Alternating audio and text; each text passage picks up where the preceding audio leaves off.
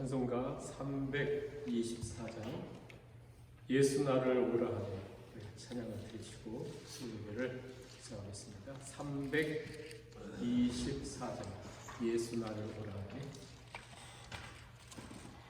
예수 나를 오라 하네 예수 나를 오라 하네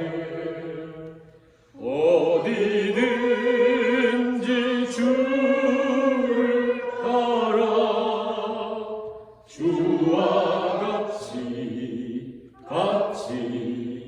가려네 주의 인도하심 따라 주의 인도하심 따라 어디든지 주를 따라 주와 같이 가려네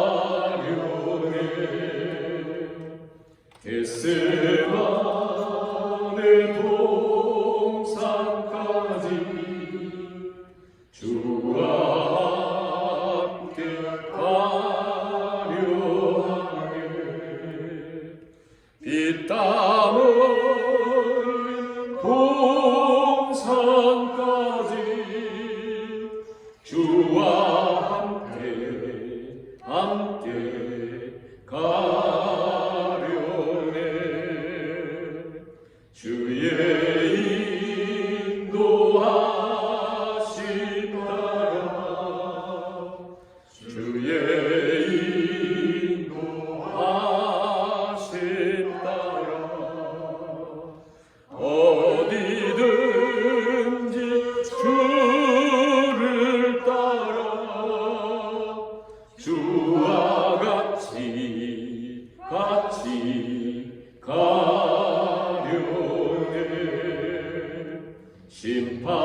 심판하실 자리까지 주와 함께 가려 하네 심판하실 자리까지 주와 함께 가려네 주의 인도하심 따라 주의 인도하심 따라 어디든지 저를 따라 주와 같이 가려네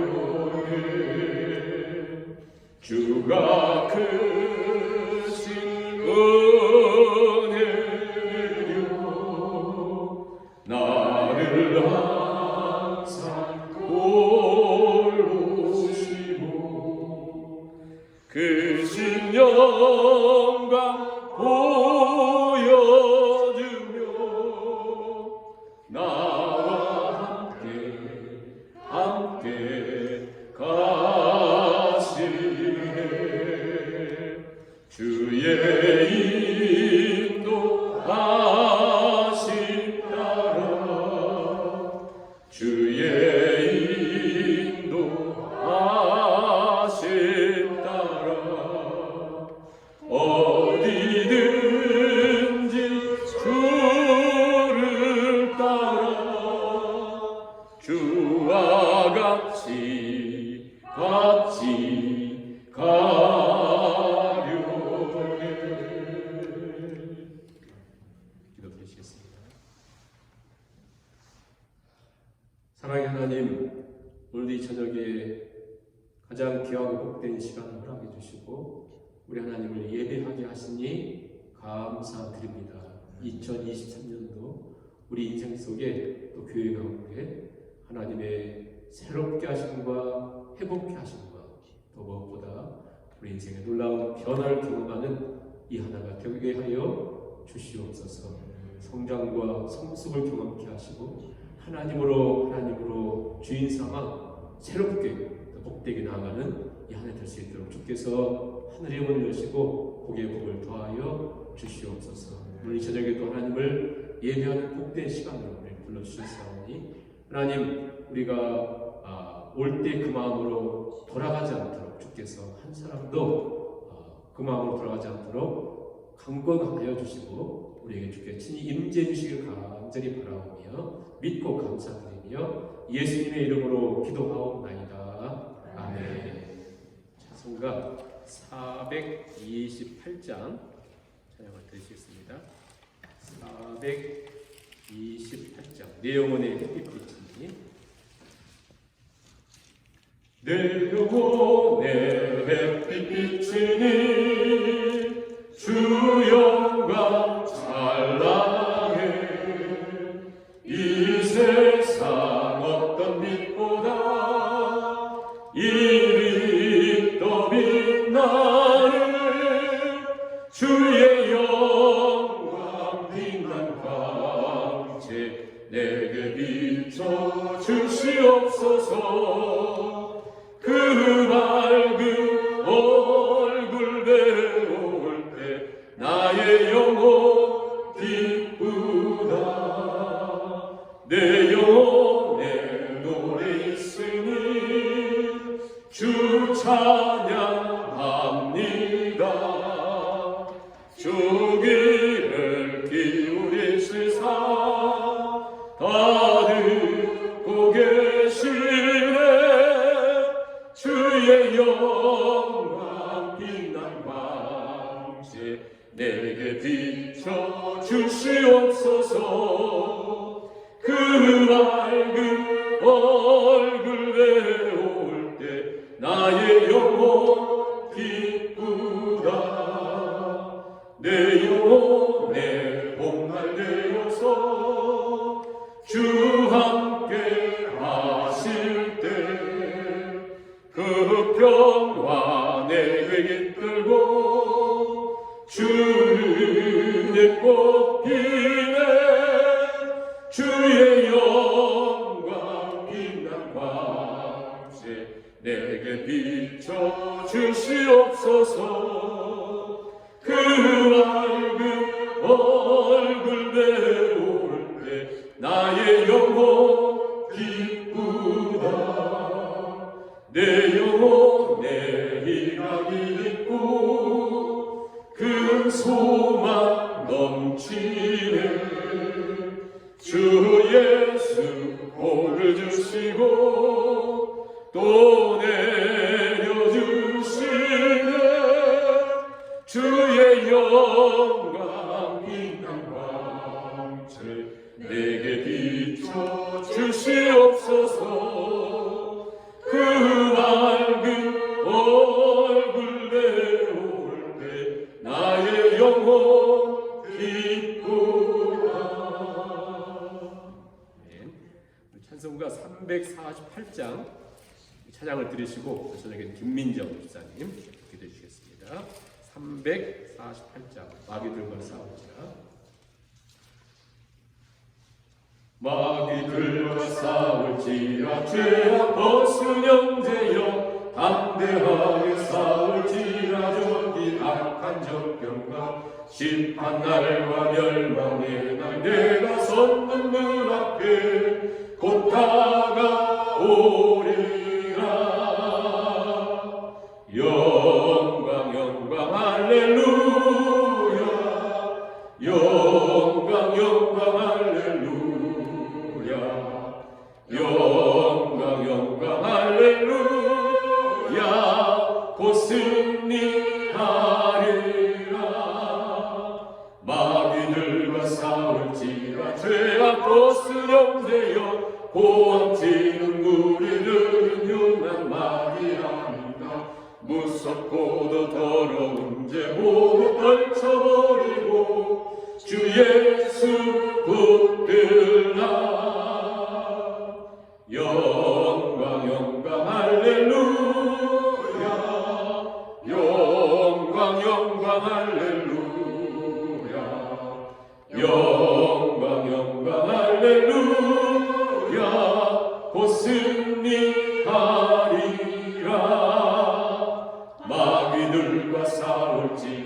죄악 벗으면 되어 구주 예수 그리스도 그 십발을 벌리고 너를 도와주시려고 서서 기다리시니 너서 나오라.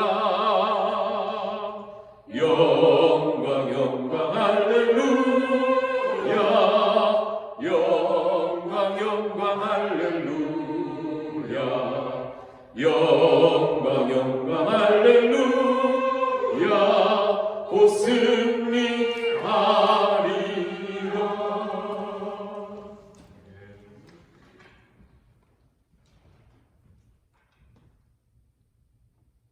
사랑하는 하나님 아버지, 이 시간 하나님을 사모하는 마음으로 예배드리고자 이 자리에 나왔습니다.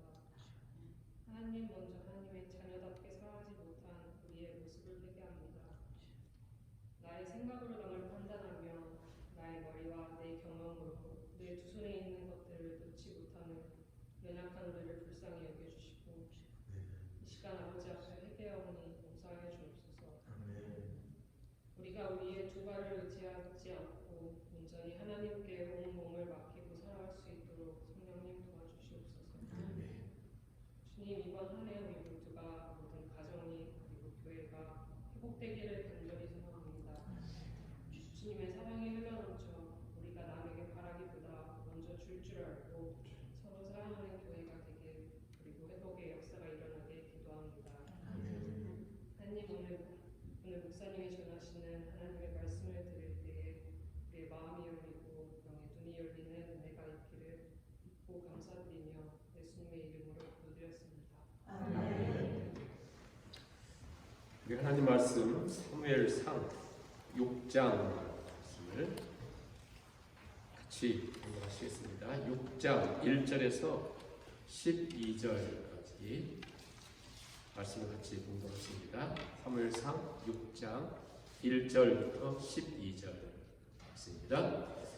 같이 읽습니다. 여호와의 괴가 블레셋 사람들의 집안에 있은지 일곱이라. 블레셋 사람들이 제사장들과 복술자를 불러서 이르되 우리가 여호와의 괴를 어떻게 하라. 그것은 어떻게 그 있던 곳으로 보낼 것인지 우리에게 알려주시라. 그들이 이르되 이스라엘 신의 괴를 드리려 하거든 거저 보내지 말고 그에게 속건제를 드려야 할 테니라.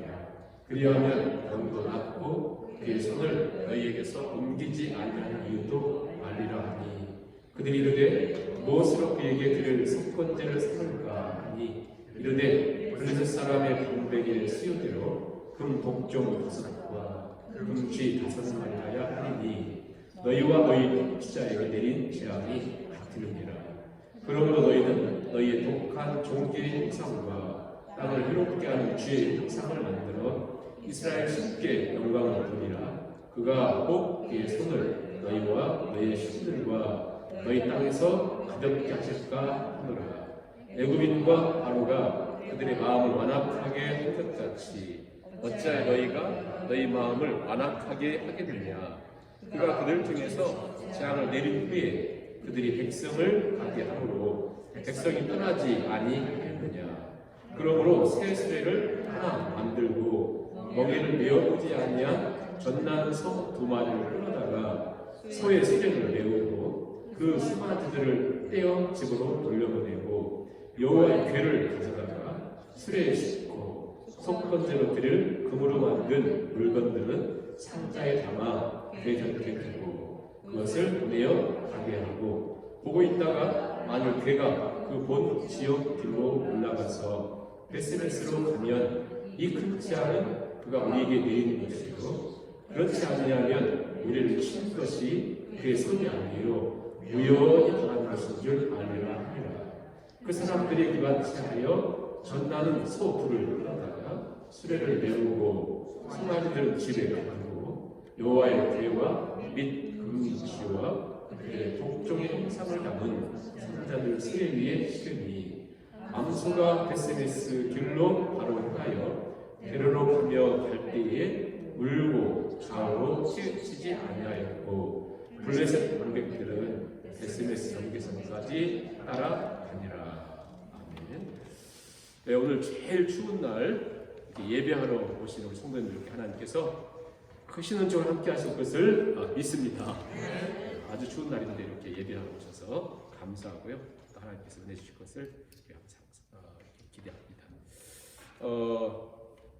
오늘 우리가 6장 말씀을 우리가 살펴보겠는데요. 전체 이렇게 한 6장을 보겠습니다. 그런데 4장, 5장, 6장은 법궤에 대한 말씀이에요. 법궤, 언약궤라고 하고 법궤인데요. 이 법궤는 성경에서 크게 두 번을 다뤄요. 크게 두 번. 4장, 5장, 6장에서 이렇게 한 번 다루고 나중에 저 다윗이 이제 왕으로 이렇게 등극했을 때에 법궤를 이렇게 모셔오면서 막 춤추다가 옷이 흘러내리고 기뻐서 하다가 안에 미갈이 막 칠칠침하게 그러냐 했다가 막 뭐라고 해가지고 미갈이 아이 낳지 못하고 하는 일을 또 한번 다루잖아요. 크게 다룹니다.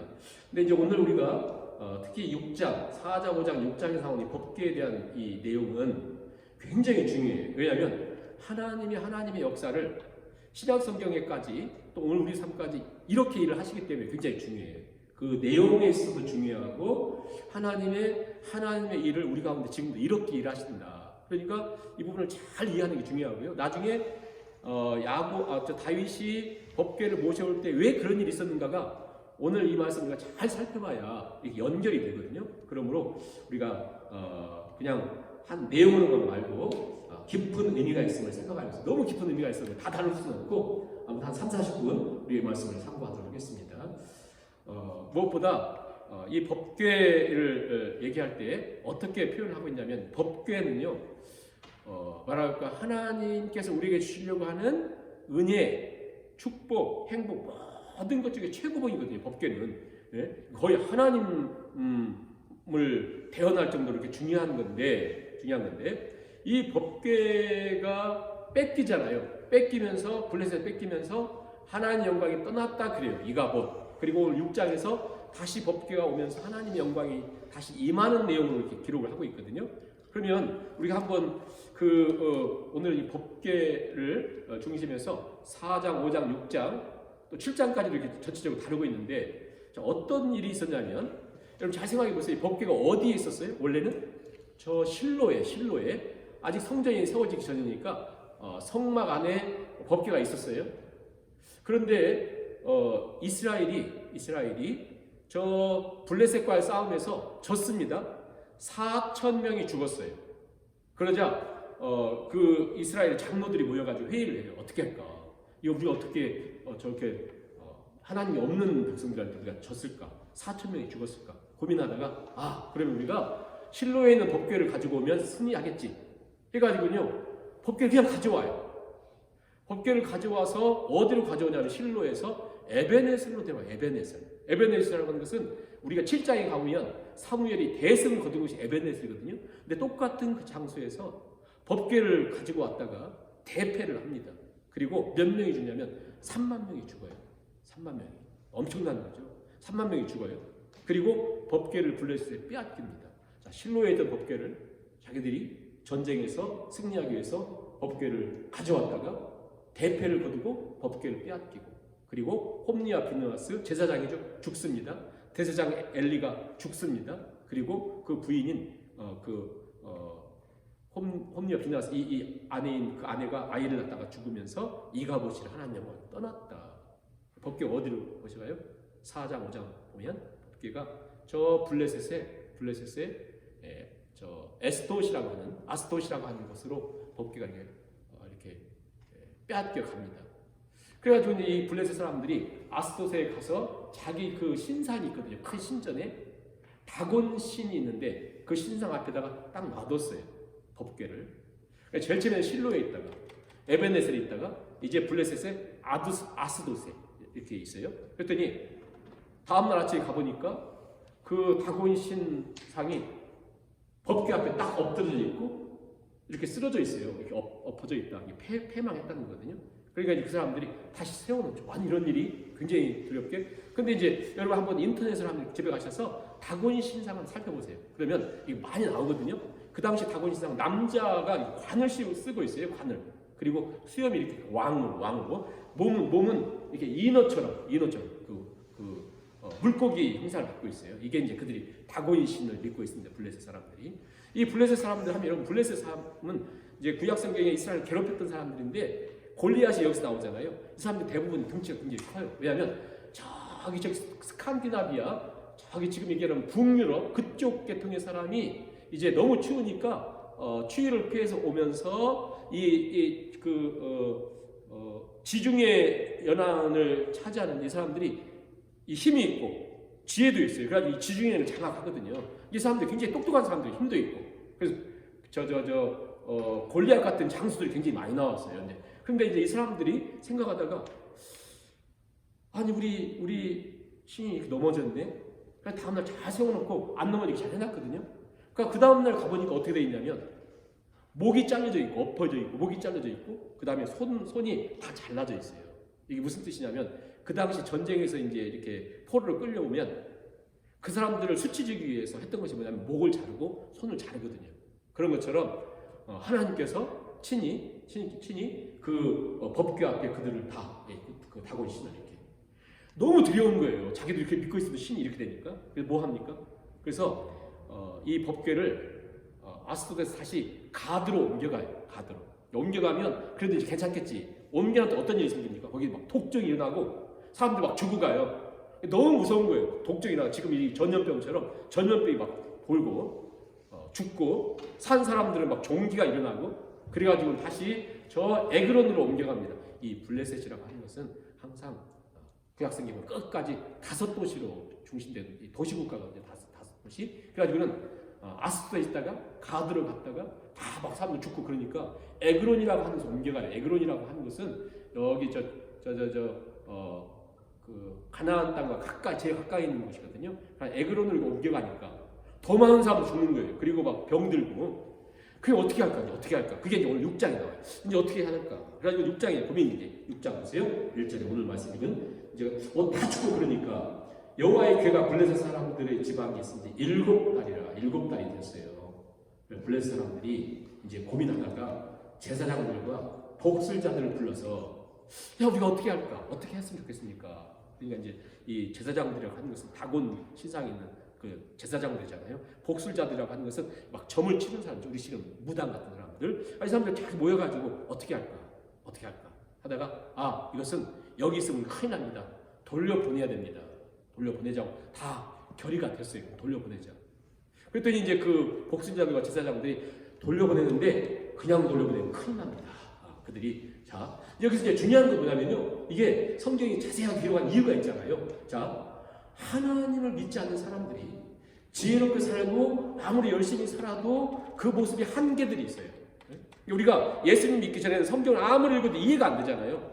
예수님 믿고 나면 이해가 안 돼도 다 믿을 수 있는 것처럼. 그러나 보세요. 하나님이 없는 사람들 아무리 지혜롭고 똑똑해도 그 한계가 굉장히 무섭거든요. 그게 무서워요. 예수님 믿지 않는 사람들이 갖고 있는 그 한계는 천국과 지옥 차이예요. 자, 이 사람들이 어떻게까지 생각하냐면 굉장히 지혜롭다니까요.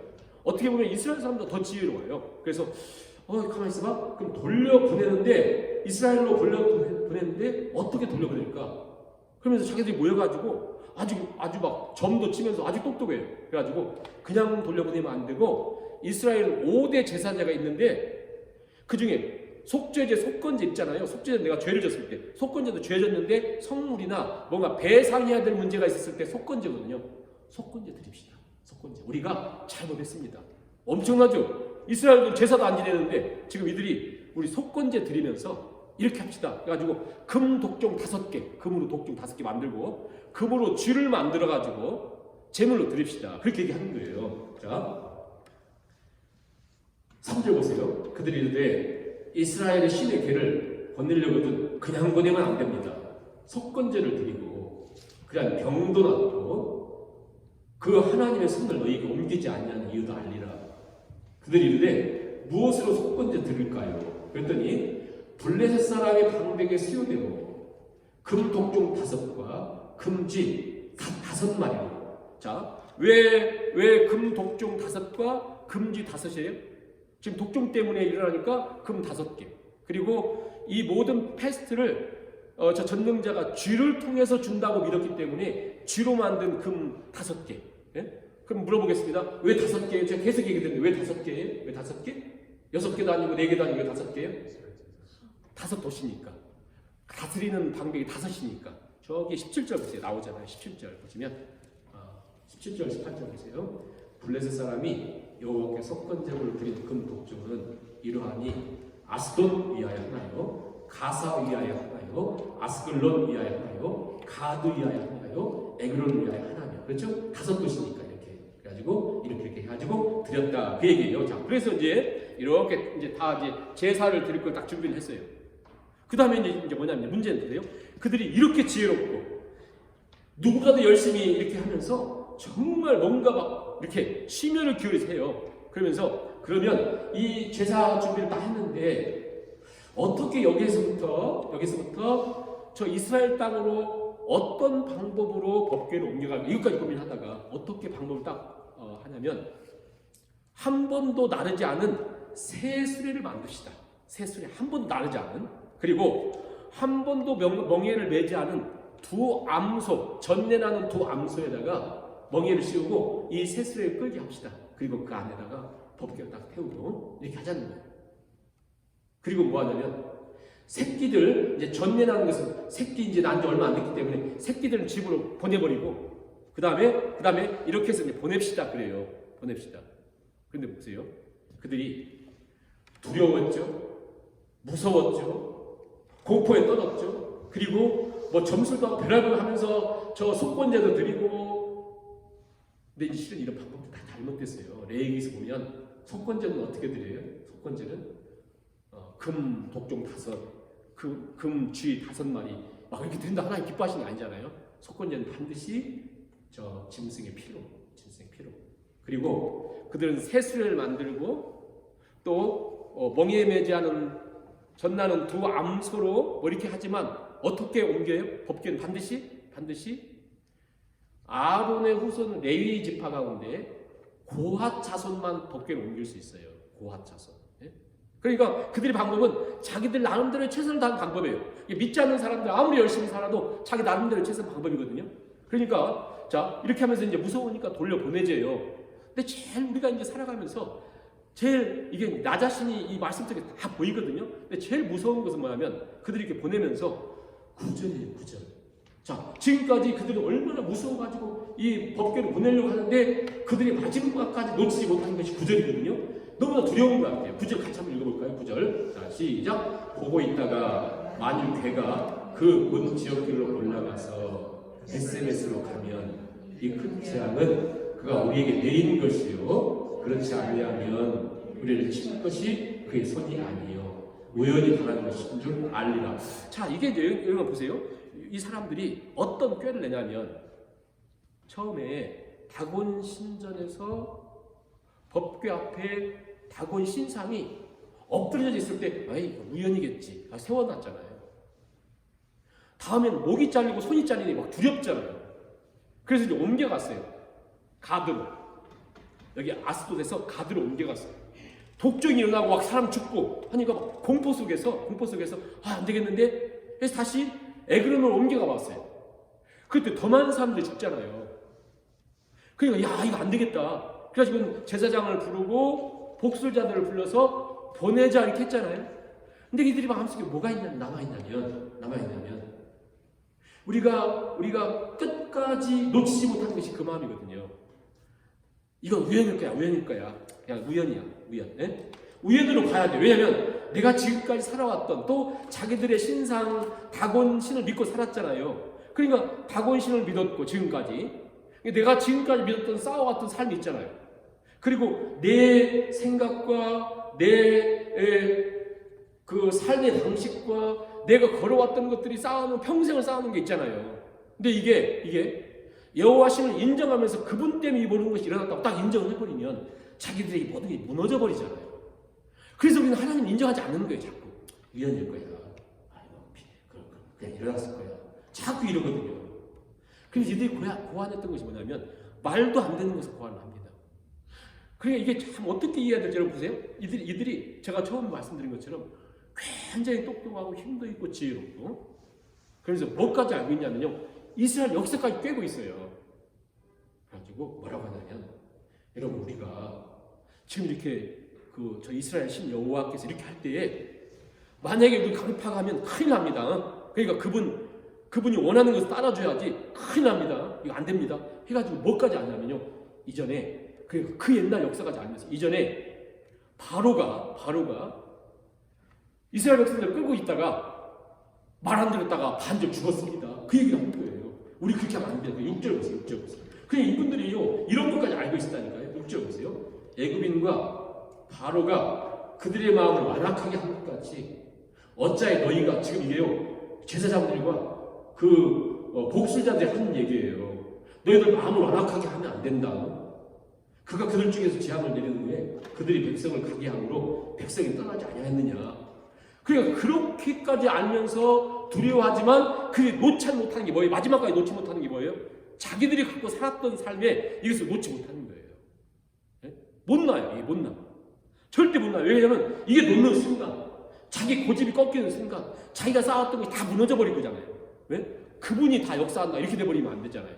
그러니까 이 사람들이 그냥 별의별 걸 다 하고 하는데도 불구하고 최종적으로 딱 말한 게 이거거든요.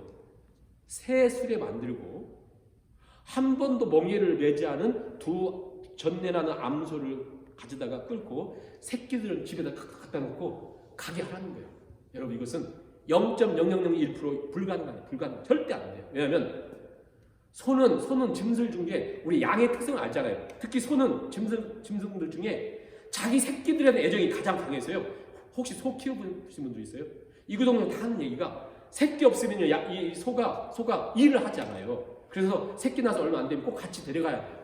절대 떨어지지 않습니다. 근데 새끼를 집에 넣어놓고 이 법궤를 데리고 어디 가라? 모시고 어디 가라? 불가능해요. 그것도 두 마리가 한 번도 매지 않은 두 마리를 딱 갖다 놓고 자기 집으로 안 가고 지금 어디로 이스라엘 땅으로 가라? 불가능하고 이 소는 멍에 매지 않고 처음 매보면 이들은 일을 못해요. 처음에는 그렇잖아요. 또 그런 상태에 둘이 처음 또 같이 간다. 그것도 어떤 마부가 끌어가지고 자 이리 와라 하면 가겠죠. 그렇지 않고 그냥 놔둔다는 거예요.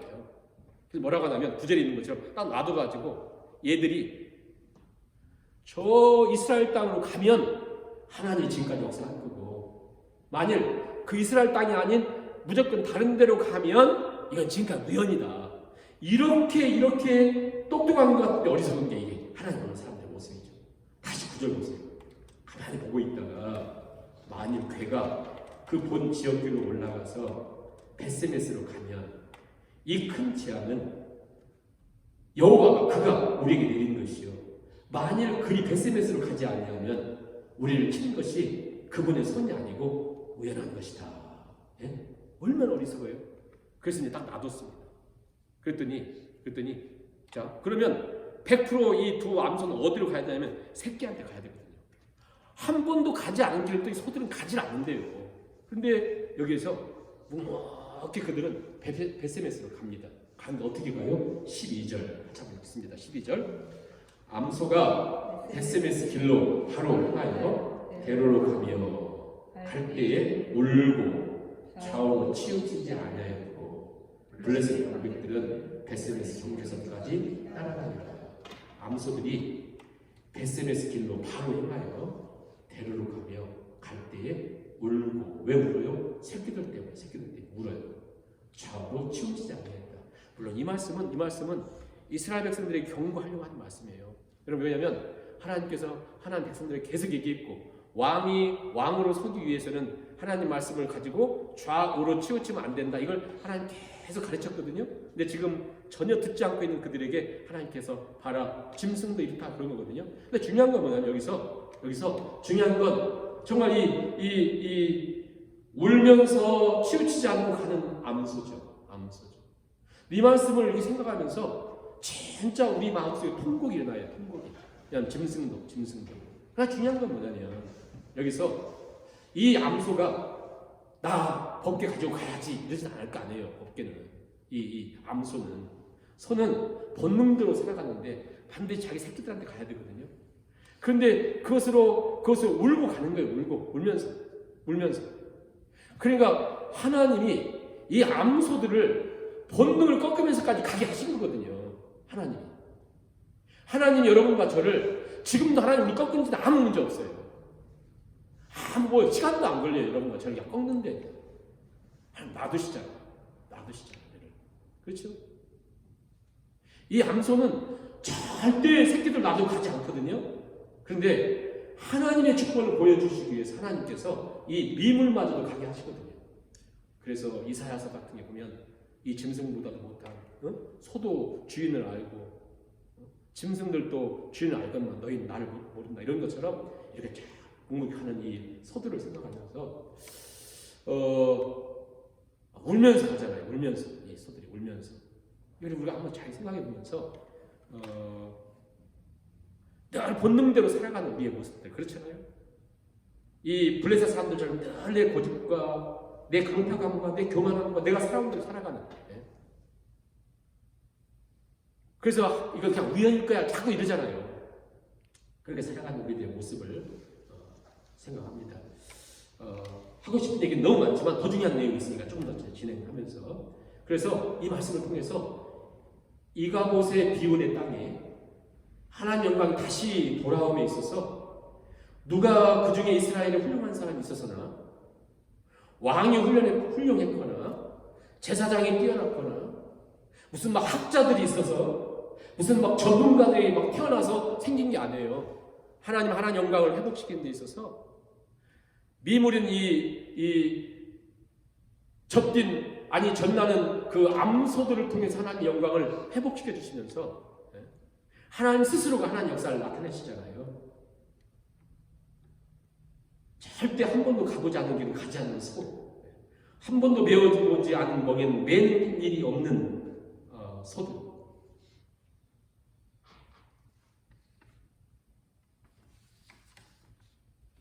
그러니까 묵묵히 하나님의 축복을 통해서 이렇게 이런 것처럼 이 모습 결국 우리의 어떤 뭐랄까요? 나 자신의 어떤 고집과 아집과 내 경험과 내 생각과 결국 이 모든 것들이 꺾어진 우리 나중에 우리의 모습이 이렇게 돼야 되는데, 그렇죠? 이렇게 하나님 앞에 철저하게 힘들어도 또 어려워도 울 일이 있어도 이 짐승도 그렇게 하는데, 가장 중요한 말씀 하나만 같이 한번 생각하고 마치겠는데요. 자, 여러분 이제 이 법궤의 길을 한번 생각해 보겠습니다. 법궤가 어떻게 움직였는지. 제일 처음에 실로에 있었죠. 실로에 도움의 성이라고 하는 에베네셀에 왔는데, 왜 에베네셀로 이 법궤를 왜 모시고 왔어요? 왜 옮겼습니까? 전쟁에 이기기 위해서. 뭐처럼요? 마치 매직 박스처럼, 그 마법의 상자처럼, 아니면 부적처럼 하나님을 믿는 것이 아니고 법궤만 가지고 이기겠지 했던 부적처럼 여겼기 때문에 망했고 3만 명이 죽고 법궤는 빼앗겼죠. 그래서 블레셋 지역에 7개월 동안 법궤는 있었습니다. 그런데 그 사람들이 어떻게 했어요? 법궤를 그냥 우연처럼 여기고 또 뭐처럼 그 다곤 신상 옆에 놓으면서 그들은 전리품이라고 여겼어요. 전리품. 그래서 전쟁에 이겼다. 그리고 자기 다곤신의 뭐라 할까요? 섬기는 그냥 보조신처럼 여겼던 것이죠. 그러니까 하나님이 우리에게 가장 중요해야 되는데 전리품처럼 그곳에 엄청난 하나님의 그런 징계 역사가 있었고요. 그래서 이제 다시 이렇게 옵니다. 어디로요? 베스메스 오잖아요. 베스메스로 돌아올 때 베스메스의 사람들이 어떻게 반응을 했냐면, 읽진 않았지만 13절 한번 보세요. 13절 보시면 베스메스 사람들이 골짜기에서 밀을 매다가 너희들은 괴를 보고 그 보는 것을 기뻐했다. 처음에 4장에서 이 법궤를 빼앗길 때 이가봇 하나님 영광이 떠났고 그들은 고통 속에 울었고 통곡했거든요. 근데 다시 법궤가 오면서 하나님 영광이 돌아오면서 그들이 굉장히 기뻐했습니다. 근데 자, 이렇게 옮겨온 이 베스메스의 이 법궤, 자, 한번 질문해 볼게요. 이스라엘 땅들이 많은데 왜 에그론에서, 즉 블레셋에서 베스메스로 이 법궤가 오나요? 왜 법궤가 베스메스로 와요? 1차적으로 그것의 길이 잘났고, 그 다음에 블레셋에서 약속의 땅, 이 가나안 땅에 오는 데 있어서 가장 최단거리는 벳세메스예요. 근데 가장 중요한 의미는 뭐냐면, 이 벳세메스라고 하는 지역은 왜 존재하냐면, 여호수아 21장에 보면 레위 지파를 기록하다가 레위 지파는 골고루 이렇게 들어가 있는데, 유독 고핫 자손, 아까 제가 이 법궤를 옮기는 사람들은 고핫 자손이라고 말씀드렸어요. 그런 것처럼 고핫 자손들, 즉 레위 지파 가운데 제사장이죠. 고핫 지파 사람들을 이렇게 때로 살게 했던 곳이 바로 벳세메스예요. 벳세메스에 살게 했어요. 그러니까 한마디로 다 흩어져 있는데 그 땅에만큼은 법궤를 옮길 수 있는 사람들이 그곳에 있었어요. 이렇게. 그리고 그들은 제사장이고 레위 지파 여기 있었습니다. 그러니까 이제 이 법궤는 그리 간 거예요. 근데 보세요. 그리 왔는데 이들이 와서 막 굉장히 기뻐했잖아요. 막 너무나 감격했잖아요. 그래서 그 수레 있잖아요. 수레를 새로 만든 수레를 다 부셔가지고 불 태우고 그 두 손을 잡아가지고 제사를 드려요. 하나님께. 엄청나죠? 그러니까 이 사람들은 그 당시 전 세계에서 법궤를 가장 잘 알고 있는 사람들이었어요. 그 당시 그들은. 그런데 지금 이때가 언제예요? 사사기의 마지막 때예요. 사사기. 그래서 사사기 마지막쯤에 보면 다 레위 지파들의 제사장들의 문제들을 다루고 있잖아요. 이 사람들도 소위 이 지역은, 이 사람들은 하나님의 법궤를 가장 잘 알고 있었던 사람들이에요. 그래서 이곳에서 제사도 드리고 번제도 드리고 이렇게 했습니다. 근데 갑자기 여기 어떤 일이 생기냐면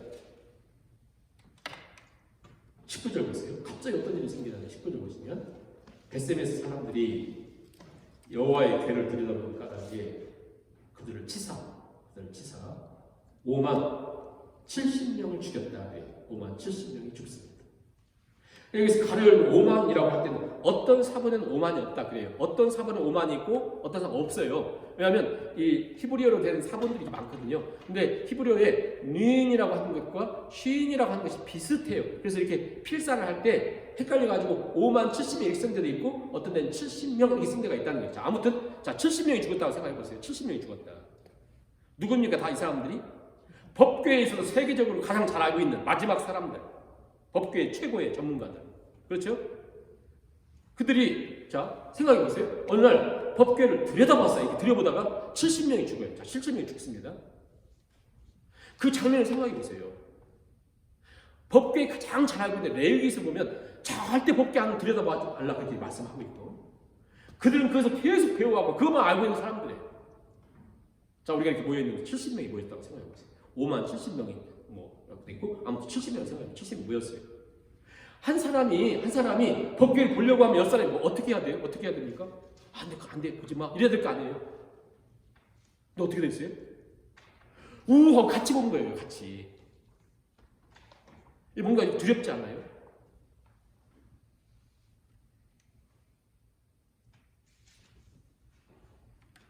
그러니까 어떻게 보면 가장 축복되고 가장 복된 것이 하나님이 약속한 언약궤 법궤에 있어야 되는데, 이 법궤로 말미암아 계속 사람들 죽어가잖아요. 가장 큰 축복인데.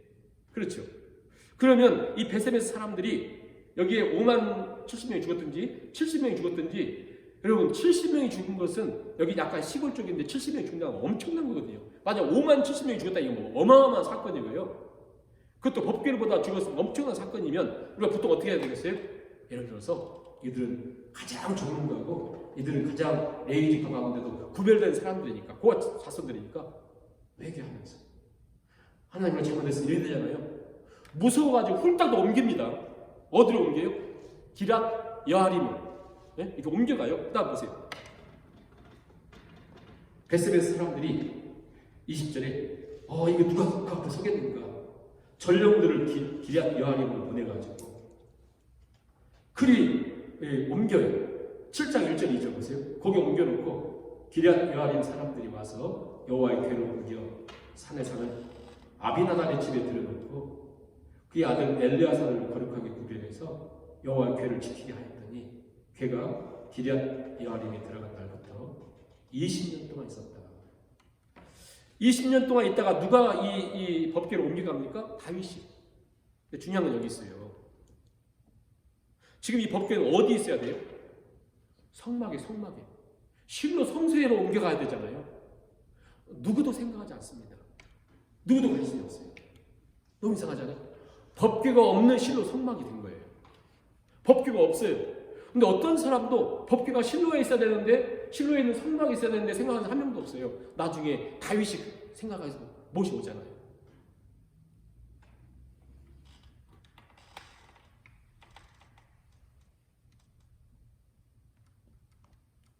오늘 우리의 삶 속에 20년 동안이나 법궤가 비어있는 성소의 모습과 같이 20년 동안이나 하나님 없이 살아가는 우리의 모습과 같이, 하나님 없이 이 법궤는 가장 중요한, 가장 복된데, 이 법궤를 우리가 뭘로 우리가 해석할 수 있냐면, 오늘 우리 식으로 얘기하면 하나님 말씀, 하나님의 임재, 하나님의 손길 없이 사는 거예요. 없이 사는데도 아무런 느낌이 없는 거예요.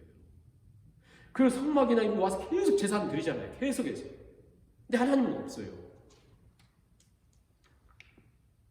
어찌 보면 이 모습이 결국 이스라엘의 모습과 똑같다. 근데 이 모습이 이스라엘로 끝나면 상관이 없는데, 오늘 저와 여러분의 삶 속에 그렇게 살아가는데 회개도 없고 돌이킴도 없고 그냥 사는데 이게 문제예요. 문제면서 그분의 가장 우리가 잘 알고 있는 우리가 제사를 드리면서 법궤를 보면 안 된다고 다 아는데, 한 사람 두 사람이 그랬으면 이해가 되지만 70년 그걸 보다 죽어요. 놀랍잖아요.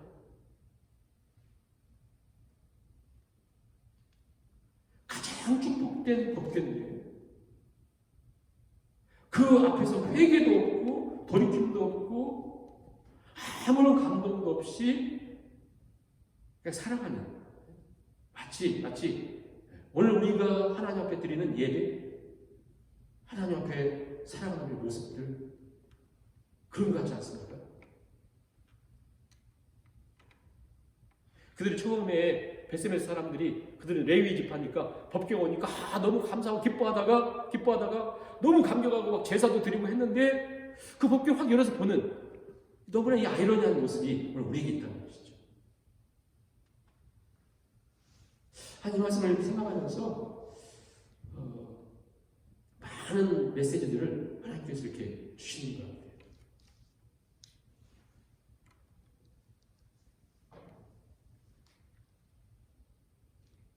어떻게 잠깐 이렇게 기뻐하고 감격했다가 바로 다음에 가서 그 절대 해서는 안 되는 법궤를 쳐다보고 있을까? 그리고 그 제사장이 한두 명이 아니라 70명이 어떻게, 아니 5만 70명이라고 할 수 있을까? 70명이 어떻게 한 번에 뭘 살당할 수 있을까? 한 사람이 그럼 그러지 마세요, 이렇게 해야 될 텐데 어떻게 한 그룹이 한꺼번에, 예? 오늘 우리의 모습 속에 이 말씀이 좀 이렇게 경고를 줘가지고, 오늘 우리가 하나님께 드리는 예배, 오늘 우리의 모습들 한번 생각해 보는 게 좋을 것 같아요. 그 70명이 한꺼번에 그렇게. 근데 이제 이런 생각이 막 저에게 많이 와닿는 거 뭐냐면, 충분히 가능성이 있다는 것이 뭐냐면, 이런 것 같아요.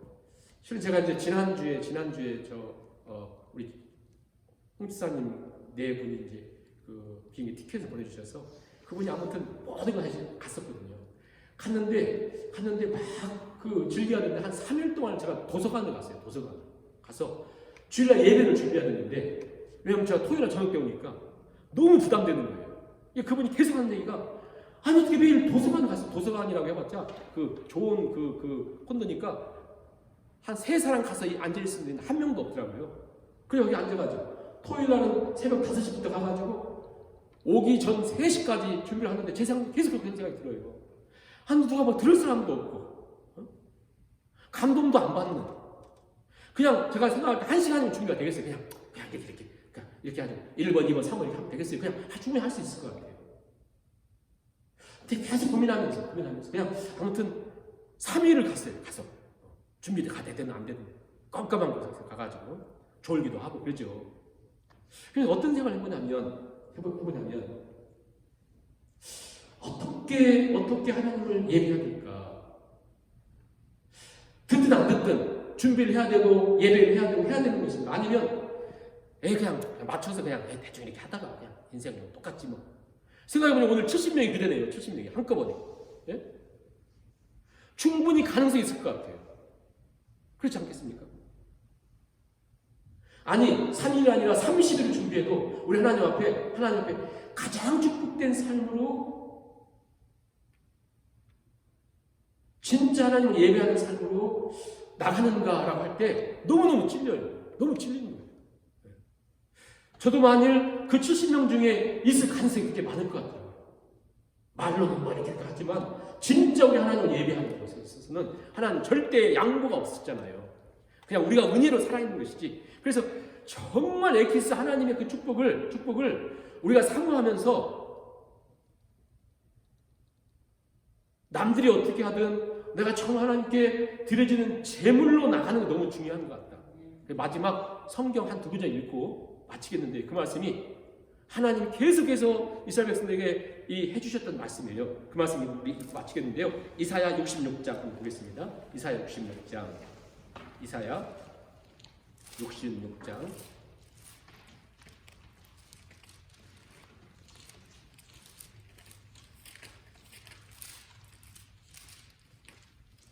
2절부터 4절까지 천천히 한번 읽어보겠습니다. 천천히 오늘 말씀을 생각하면서 이사야 66장 제일 마지막이죠. 2절부터 4절까지 나 여호와가 말하노라. 내 손이 이 모든 것을 지었으므로 그들이 생겼느니라. 물은 마음이 가난하고 심령에 포기하며 내 말을 듣고 떠는 자 그 사람은 내가 돌무련이와 소를 잡아 드리는 것은 살인함과 다름이 없이 하고 어린 양으로 제사 드리는 것은 개의 목을 꺾음과 다름이 없이 하며 드리는 예물은 돼지의 피와 다름이 없이 하고 분향하는 것은 우상을 찬송함과 다름이 없이 행하는 그들은 자기의 귀를 택하며 그들의 마음은 가증한 것을 기뻐하는지요. 나 또한 유혹을 그들에게 택하여 주며 그들이 무승하는 것을 그들에게 임하게 하리니 이는 내가 불러도 대답하는 자가 없으며 내가 말하여도 그들이 듣지 않고 오직 나의 목전에서 악을 행하며 내가 기뻐하지 아니하는 것을 택하였음이라 하시니라. 보세요. 하나님을 예배하는데 마음이 가난하고 진짜 심령이 통해하면서 내 말을 듣고 떠는 자는 내가 돌보지만 그냥 소를 잡아드리는 것, 그 살인하는 것과 똑같다. 하나님께 대한 마음이 없이 그냥 소만 잡아드리는, 구약에 소만 잡아드리면 되잖아요. 그거 살인하는 거다. 어린 양으로 제사 드리는 것, 개 목을 끊는 것과 똑같다. 뭐가 없으면요? 마음이 가난하고 심령이 통해하고 하나님 말씀을 듣고 떠는 것이 없으면 이렇게 된다는 거예요. 굉장히 무섭죠? 하나님. 너 찬송하는 거 우상 찬송하는 거 똑같아. 우리가 얼마나 그렇게 살고 있어요. 그건 구약이니까. 아니요. 우리가 구약이든 신약이든 하나님을 향해서 진짜 이런 모습을 회복하는 게 회복이죠. 진짜. 그렇죠? 이런 말씀을 계속 하시는 거예요. 그러면서 마지막 말라기서에서도 계속 그 말씀 한 절만 읽어보겠습니다. 말라기 1장 13절. 마지막 말라기 1장 13절. 13절 시작. 만군의 여호와가 이르노라. 너희가 또 말하기를 이 일이 얼마나 번거스럽고 하며 코스치고 훔친 물건과 전한 것 병든 것을 가져와라. 너희가 이같이 동원물을 가져오니 내가 그것을 너희 손에서 받겠느니라. 이는 여호와의 말이라. 만군의 여호와께서 말씀하시기를 너희가 말하기를 뭐 이렇게 번거롭게 해. 그냥 내가 원하는 대로 하지. 예? 내가 그냥 원하는 대로 예배 드리고 싶어 하고 오늘 그런 마음이 없으니까 없고 오늘 뭐 그냥 이렇게 뭘 번거롭게 이렇게 하니까 그 사람에게 무섭게 공부하는 거죠. 뭐 이렇게 번거롭게 할 게 뭐 있어. 그냥 사람들 보낸 대로 그냥 이렇게 하면 되지. 그렇게 이제 그게 제일 무서운 것이었다. 오늘 우리의 모습이 그런 거잖아요. 모습이.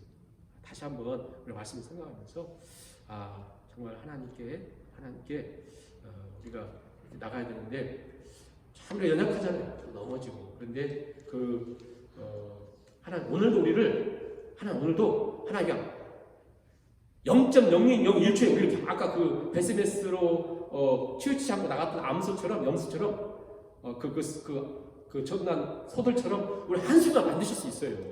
하나님이 계속 그 능력의 하나님이 우리를 기다리고 계시잖아요. 계속 우리를 이렇게 기다리시잖아요.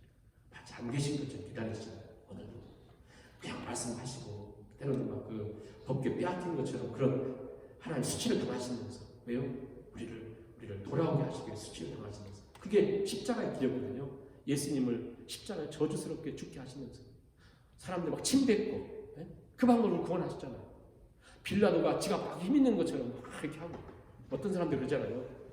부활하신 예수님이 빌라도에게 한 번만 나타났으면 그 로마 사람들 다 예수 믿었을 텐데 그러잖아요.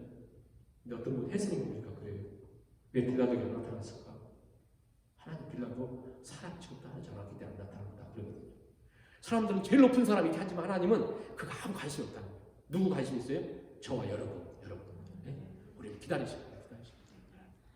하나님 변화되지 않는 우리에게 은혜를 주십시오. 이 시간 눈을 감고 한번 찬양하면서 왕이신 나의 하나님 내가 주를 높이고 영원히 주의 이름을 송축하리라. 2번 우리 찬양을 하고 5분 기도하고 주기도문으로 수요일을 마치겠습니다. 왕이신 나의 하나님 왕이신 나의 하나님 내가 주를 높이고 영원히 주의 이름을 영원히 주의 이름을 송축하리라. 송축하리이다. 왕이신 나의 하나님 왕이신 나의 하나님 내가 주를 높이고 영원히 주의 이름을 영원히 주의 이름을 송축하리이다. 송축하리이다.